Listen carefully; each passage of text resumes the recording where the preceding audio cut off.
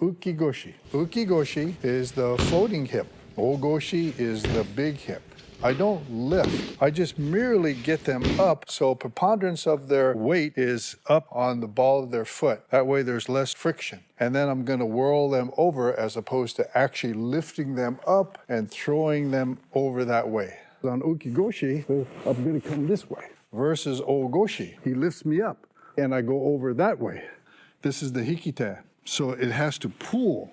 This is the Tsurite. This is the following one, and it follows in that same direction. I step. See, there's the komamusubi, right? The knot. As I step in, I drop my hand here. Comes around their waist. I bring the left foot back. Now you notice here, I'm at a perpendicular with them. I'm going to turn that. So here, you see? Now I'm at a 45-degree angle. 1, 2, up.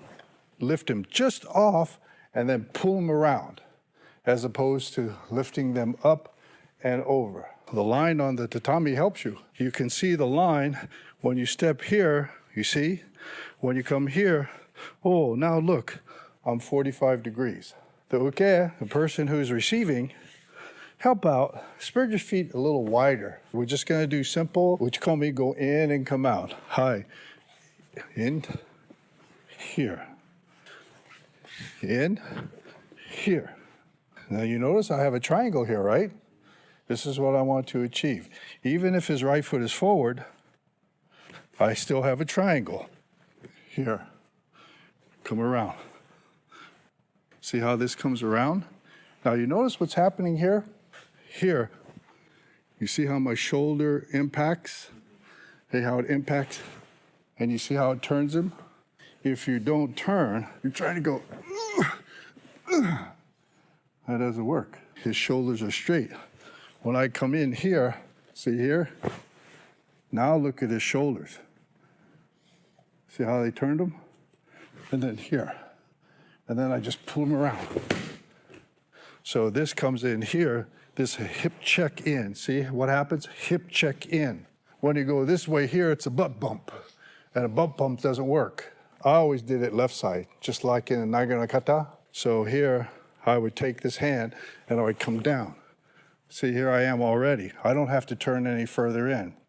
Now this is usually pretty good when you have someone who is a stiff arm here.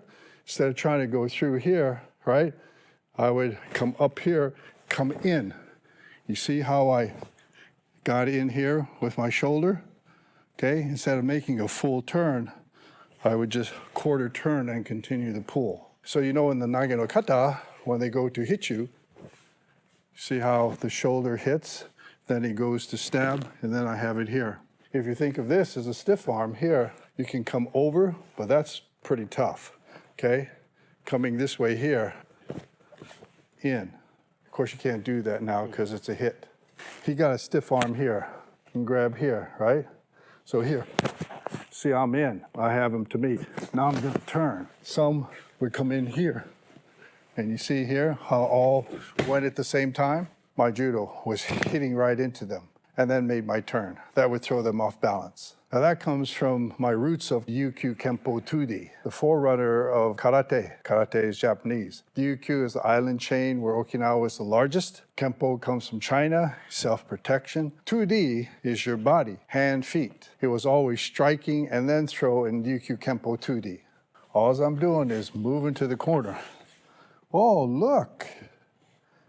I didn't have to do anything. All I did was move to the corner. Okay, move to the corner. Here it is. Boom. It's a small move. Just move to the corner. Leave your foot here. Don't move it. See, the tendency is to go like this. No, you don't have to do that. Move to the corner. And you see how I give him a little tug? Move to the corner, little tug. Hello, baby. Bam. I throw him.